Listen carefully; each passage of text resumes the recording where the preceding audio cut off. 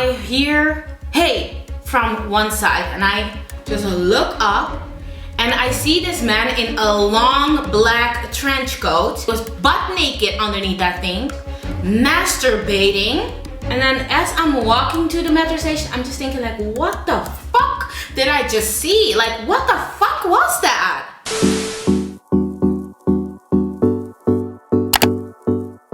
What is up, amiga? Welcome back to my channel. It is your girl Jennyfer Ross, and I'm back at it again with yet another video. Today's video is going to be another stalker story time, and I'm going to be telling you the story while I do my makeup, because I do want to get a few pictures today, and I also want to take down my hair. So yeah, that's what today's video is going to be all about.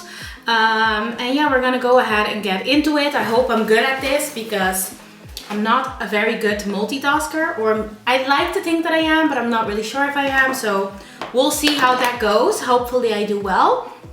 But yeah, let's get started with this video. Make sure to give it a thumbs up. Also make sure to subscribe to my channel, and let me know if you want to see these type of videos more often. I don't know if story times are still a thing. Haven't done them in a while. So yeah, just let me know if you want to see more story times. And how you like this format of me doing my makeup while I tell the story. So yeah, let's get started. Let's go. So today I'm just doing my everyday makeup look, because I feel like I'm already not a very good multitasker. So it's not a good idea to also be doing like a whole detailed look and stuff. So it's just gonna be my everyday makeup. And the video is also not gonna be too much about the products. I will link everything that I used down below, so you can check that out if you are interested. But just know that it's not too much like a makeup tutorial or something. I'm just gonna be listing everything down below that I use. Alright, so if you have been on social media lately, then you know that there is a movement going on at the moment. That is the text me when you get home movement. And it has to do with Sarah Everard. I'm just gonna give you like a quick little backstory. Sarah Everard. She was a 33-year-old woman that disappeared on the 3rd of March. She was walking home from a friend's house, and she never, unfortunately, made it home safe. And her body was found on March 9th, if I'm not mistaken. And there was a police officer that was off duty at the time that Sarah went missing, arrested in suspicion of this situation. She was also sexually harassed. And why am I telling this? It's because when I heard her story, I was like, oh my god, this could have been me like so many times. I have so many stories that luckily ended well, but it could have been that for the same reason, like the story could not have ended well for me, you know? So I was talking to Benny about this, and he asked me like, did you ever feel like you needed to text someone, or did you ever feel like that you were unsafe when you were walking home? And the answer is actually yes, multiple times, but like the ones that were really, really scary were when I moved out. The neighborhood where I come from, you don't need to be afraid at all at night, and everybody knows each other. So I grew up in a very, very safe neighborhood. Well, after high school, I moved to Amsterdam for my studies. I was going to study tourism to become a flight attendant. And yeah, I was living by myself in a student dorm in Amsterdam. And first of all, like the student dorm was located in a very, very sketchy neighborhood, if I may say so, because you had like this metro station, and then you had like this small path that would lead to my house, and at the end of the path you had like a little wooden bridge. I don't know why I care so much, but I wanted to show you, like give you a better explanation. The metro station would be like right here where I'm showing you with the little arrow. That is where the metro station would be. And then that is where the path starts when it turns, you know. And then the actual path that I'm talking about is behind these bushes. And it's surrounded by like a swamp or water on both sides of the dike. You have a lot of trees and stuff in that area. So it's scary during winter. And I was just walking home one day, and it was 6 o'clock, like 6 o'clock. I finished my classes, I was walking home, and I did like some groceries because I just needed like some stuff, you know? So I stopped at the grocery store after school and I buy the things that I need.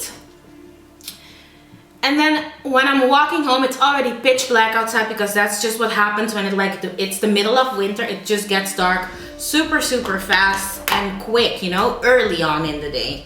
So it was only 6 o'clock when I was walking there, and I decided to take the small path because I could also walk around, but then it would take me longer, and I had groceries.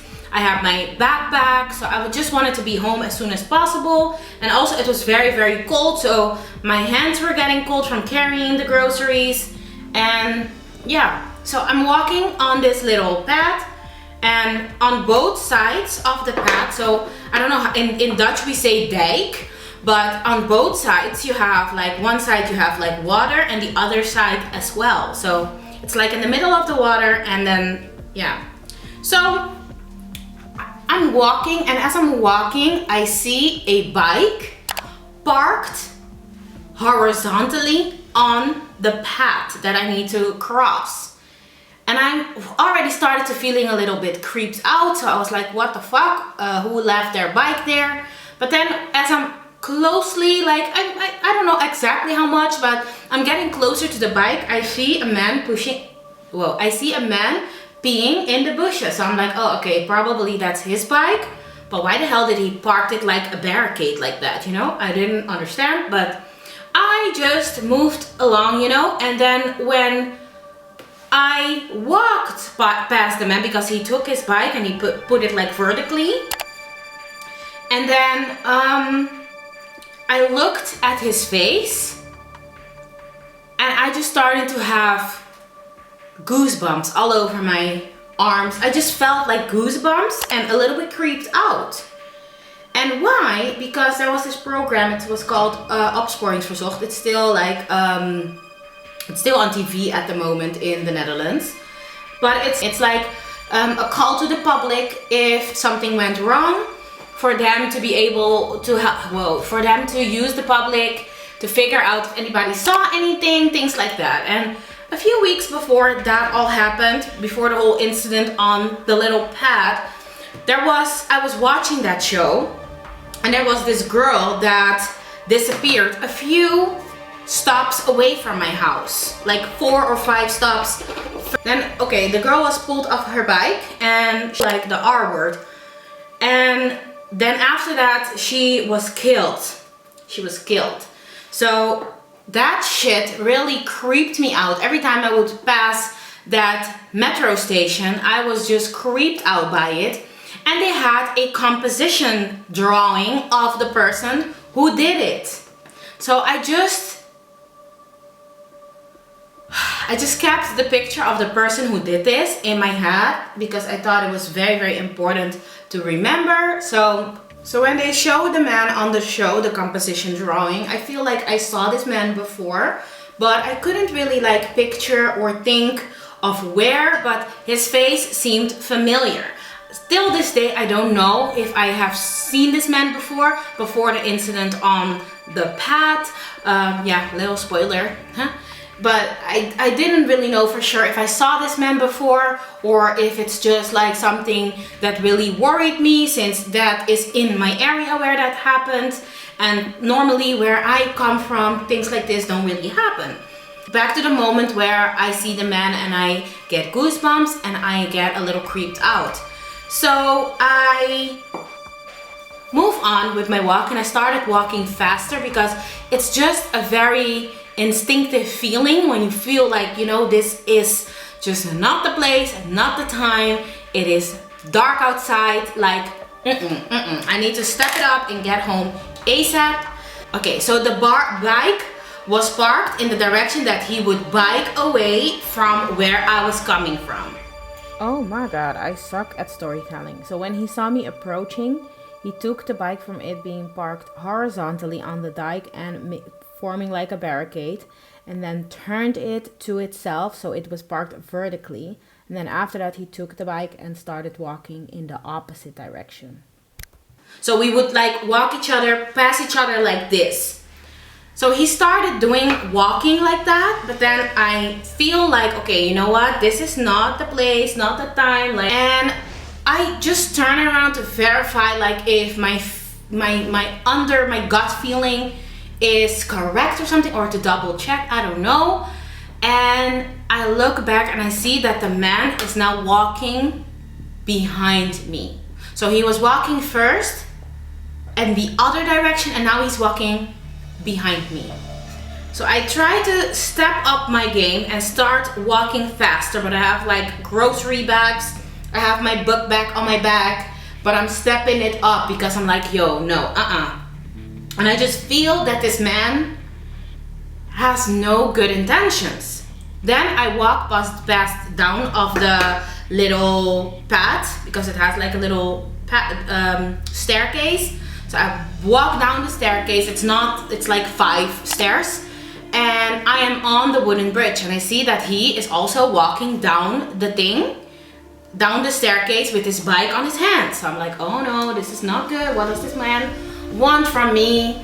So I start walking. There are a few houses straight across the little wooden bridge, and I walk towards like a big square, and there's this guy that is coming on his bike, but also like some of my fruit ripped up out of the back, and like some apples and some oranges, they fell on the street. And I was just like, you know what, I'm walking towards my safety, I'm not gonna get those things. So I lost a few of my apples and my stuff, and then I look back because I see like, you know what, there's somebody coming, and the man turns around and walks back in the opposite direction. He is not following me anymore. I was so creeped out, and I'm like, what the fuck? And then as I'm walking home, because I'm not far from my home anymore, I'm thinking and I'm thinking and I'm thinking, and I'm like, oh my god, it is the guy from Opsporingsverzocht. So I make sure that I'm in my house ASAP, in my dorm, and I call the police. I let them know where I saw the man and all of that. Still this day, I don't really know if they could use any like clues that I have sent in, but I told them where I saw this man, and that was that story. By the way, the man of the first story, he did ended up getting caught. They like updated the public in the TV show. I think it was 2 episodes after he was caught, and then they just let you know that they closed the case, or that they are busy investigating it, whatever. But they did end up finding the man, and the case was closed. Oh, you actually say dike. Oh my god. Okay. Anyways, you have the dike. I would still use the little dike to get to the other side to get my subway, you know, because it is literally, my house is at the end of the wooden bridge. Like when I'm at the wooden bridge, it's like 100 meters, and then I'm at my home, and then on the other side of the dike you have the metro station. So sometimes when I'm in a hurry in the morning for class, I would just still use the dike. I would try to only use it when I know that there are people walking around there, but only when that is the case, you know? When it was darker or getting darker outside, I would always use the other way to get to my dorm, because that was just safer for me to do. So I would just always do that. But then there was this morning that I was in a hurry again, and I saw I was on the dike, not paying any attention to it, because it's early, it's light outside, I'm just trying to get to the metro station. And then as I'm in the middle of that freaking dike again, I hear hey from one side, and I just look up, and I see this man in a long black trench coat. He was butt naked underneath that thing, masturbating. And then when he saw me, he turned the other way around. Like when I looked, he turned, he did that, and then he turned the other way around. And I just booked it out of there. I was just speeding towards the metro station. And then as I'm walking to the metro station, I'm just thinking like, what the fuck did I just see? Like, what the fuck was that? Oh my god, like, it was so scary. scary. Like somebody just like pulling on their ding dong in the middle of the dike in the morning. Like what the fuck, you know? Like what sick soul are you to do something like that?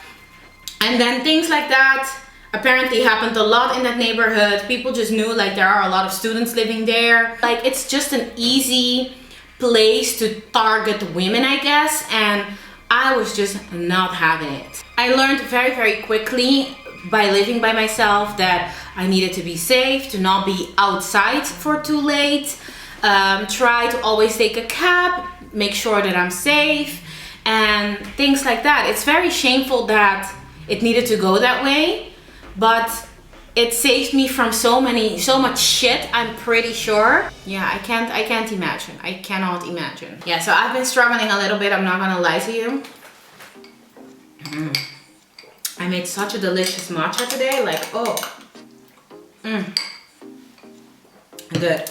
But anyways, for my eyes, I've been keeping it very, very simple lately, so I'm gonna do the same thing today. Anyways, I have one more story that I'm gonna tell today, and then I'm gonna call it quits, because this is just another situation once again. So there was this time that I was living in Rotterdam this time, because I moved to Rotterdam over time. The neighborhood that I lived in was not the safest. I have another story time, a whole story time about that. I'll link it in the little eye so you can check that out. Justice was not served to me at all in that situation. I got punished for like protecting myself, and sometimes when you don't share things with other people, you think like, okay, maybe it's me, maybe I actually did something wrong. But I'm happy that I shared that story, because it really made me understand that I didn't do anything wrong. But if you don't want to know what I'm talking about, then check the story out in the little eye. I'll make sure to link it for you, so check that story. But this story is another story. However, I was living in that same building, the same sketchy neighborhood close to the harbor of Rotterdam. And anyways, I was talking to this guy, and he was living like close to me. I got to know him through a friend, and we were not like, we didn't start off on very good terms. Why? That is because he was in a relationship before that, and he and his girlfriend broke up, but they were still living in the same house. So I told him that, you know what, I don't want to come between this, like figure it out, and when you are moved out and y'all are no longer a thing, you can let me know, and then we can, like, you know, start talking or whatever from there. So that's exactly what he did. He eventually moved out of his girlfriend's, or his ex-girlfriend's house, and he moved in like into an apartment very close to my little student dorm in the port of Rotterdam. So there was this night that we weren't actually an item yet, but he invited me to his, we had been on several dates already, and he invited me to come to his house. We were gonna have like a Denzel Washington movie night, and I was really excited for it. He cooked for me, and it was just supposed to be a very fun Friday evening. So I go to his house because it's not that far. I walk over there, and he had a car. He told me that he would drop me off later when we were done with the little movie marathon, because we were just not like staying over terms yet, if you get what I'm saying. So I went to his house, and I remember finding a blonde, long hair on his couch, and I tell him like, yo, was your ex here? And he was like, yeah, she stayed the night actually. And I was like, okay. And then he said like, yeah. And I said like, but she slept on the couch, right? And then he said like, no, sleeping is something that you do in bed. And I was just like, okay, you know what? First of all, I told you to contact me when y'all are done. Now you contact me, I need to come here to find the blonde hair on your couch, and you come to tell me that y'all slept in the same bed. I was not okay with that, and I was like, okay, well, you know what? I am gonna go home. I'm not gonna stay. I don't feel like doing this. I'm gonna walk home. This guy, he doesn't offer to bring me home, as we had already talked about. It was already 12 o'clock. We already had dinner. We even watched like a few movies. It was when I was trying to get comfortable on the couch with a blanket that I found the hair. And I said, like, you know what, I'm not here. I don't want to deal with this, you know. I really don't want to deal with this. I asked you very nicely to contact me when you guys were over, and now I need to come here to find the hair and for you to tell me that y'all still slept in the same bed. Like, I don't want anything to do with this messy situation. I am gonna go home. Like, fuck this. I do not have time for this. So he didn't offer to bring me home, nothing. I go home. I am so scared because I'm never out that late, but I'm walking. I'm like, you know what? I'm not putting up with this. I'm walking home. I'm walking home. I need to walk past a very dark street where multiple times, like, all the lights, the street lighting is out. So it was very, very scary, and my heart was beating super fast, but I managed to make it home safe. Not this guy who texted me and asked me, like, are you home safe at least? No, nothing. He was just in his feelings because, like, what the fuck? Could you not, like, just have the decency to ask me if I got home safe? Like, he didn't at all. So I was super, super pissed about that. Then after that, after that day, I also decided, like, you know what? This is done. I'm not gonna move along with this because I just don't feel like it. So I move on with my life, and there was this day that my sister and we were just in my room, and I live on the main floor. We were in my room and we were taking out our weave. We were getting our hair ready to get a new weave installed. So we were taking out our old weaves and, you know, minding our business, girly things, listening to music or watching TV. I don't exactly know what we were doing. And my doorbell rings. So I'm like, okay, what the fuck? So if I'm expecting somebody, then I always know that somebody is coming. But I wasn't expecting anyone, you know, and why would I, like, invite anyone over if I'm taking out my weave? So I'm just minding my business, me and my sister, and I'm like, whoa, who the fuck is that? And then the person continues to ring and ring and ring my bell, like, multiple times. And then I go to the little intercom and I ask, like, yeah, hello? And he's like, yeah, it's, what am I gonna call this guy? He says, like, yeah, it's Peter. And I'm like, Peter? And he's like, yeah, can you please come outside or can I come in? And I'm like, no, I'm busy. And he's like, yeah, are you having fun in there with your sister? Y'all doing y'all's hair? And you know what the scary thing is? We have, like, this privacy foil taped to my window. And we just had, like, two small squares of the normal glass open. So in order to look into my apartment, you really have to peek in. And that shit made me feel so unsafe. So unsafe. I was like, okay, you know what? This is not funny. And this is not, what the fuck, you know? So I tell my sister, yeah, I have to go outside for a little bit. My sister is like that. And I'm like, yes. I put on my jacket, I put, like, my hoodie on, and I go outside and I'm like, yo, I'm gonna explain to this guy that he needs to stop this shit because this ain't funny. It ain't funny no more. So I go outside, I speak to him, I tell him, like, yo, that's really not cool to peek at me like that. You really are acting like a stalker. You need to stop. This is just not, it's not funny. And he told me, like, yeah, I'm sorry, but I just wanted to talk to you because I haven't spoke to you in so long. After you left, I never heard of you, and blah, blah, blah. And I'm like, yeah, well, I am not happy with the situation. You're still messing with your ex, and that's fine, but then leave me out of it, you know? If you can't treat me, and that's actually, I didn't say it like that, but I said it in something similar. Yeah, I tell him, like, if you can't treat me like the queen that I am, then this needs to stop. I'm just not gonna put up with this. And, like, constantly you going back to your ex and whatever. And he's like, yeah, but I just went back to my ex like one time. You're being so harsh and blah blah blah. And like, oh, this situation was such a mess. I didn't want to deal with it at all. So yeah, I know him through a friend. I don't know if I said that already. And we were so cool, but I ended up ghosting everybody. That's just how my personality is. I'm trying to work on it to not be like that and to be more confrontational, or at least to try to talk things out, because you keep losing a lot of friends if you're not willing to talk things out. But I just didn't know how to do that. And then the problem was also that it was her boyfriend's brother. So I just thought it was getting into a very sticky situation, and I didn't feel like dealing with that. So I was like, you know what, F this, I'm out.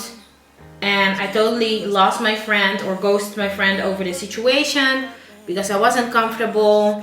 And I hated it because even his sister and brother, I liked them so much, but I just didn't know how to deal with the situation without it getting messy. So that's what I did. I just ghosted everyone. And then after that, he would appear, like every time that I would go to the supermarket, he would appear there. I'm not saying that he was actually stalking me, but I feel like it's I don't know how to explain it, but I just didn't feel safe. So yeah, it's very ugly. Oh my god. I'm getting very uncomfortable with this because I just got back into that feeling that I was feeling back then, and I just didn't know how to really stand up for myself and to like really say like, yo, this is not okay. I really didn't know how to do that. And yeah, and the fact that I had to lose my friend over this, you know, because that's her brother-in-law. I really ugly situation. Anyways, I'm gonna quickly stick on my lashes. I'll be right back. Alright, I think that's okay. I don't know. I'm gonna put a little bit of eyeshadow on my lower lash line. Separate ways ain't going well. I'm gonna do a little bit of highlighter. Gonna finish up my makeup real quick. And then I'm gonna also take down my hair. Yo, I've been really loving this little lip combination. It is the Satin Kiss lip liner from Revolution with the NYX Butter Gloss in Praline. It's just really my favorite. So I'm gonna quickly line my lips with this. Control our emotions.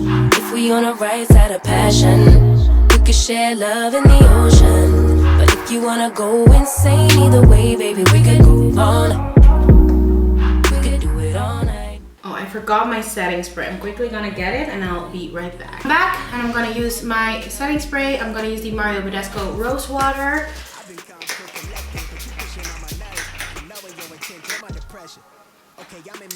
And then I'm gonna move on to my hair. I did a little twist out last night. Let me share with you the products that I have used for that. So to do my twist out, I used this Creme of Nature Pure Honey Curl Activator. And I also used this Curl and Style Mix from Shea Moisture. And I feel like my hair is very moisturized and stuff, so hopefully that is actually the case. But I'm gonna take them on my twist and see how it turned out. I haven't done a twist out in a while, so hopefully it's good. I'm gonna use a little bit of my Olaplex hair oil to, you know, put that over my hands. And then take down the twists. I'm just gonna do that by twisting them in the opposite direction. Do we heal, do we bleed? I'ma follow your lead, but we can go on.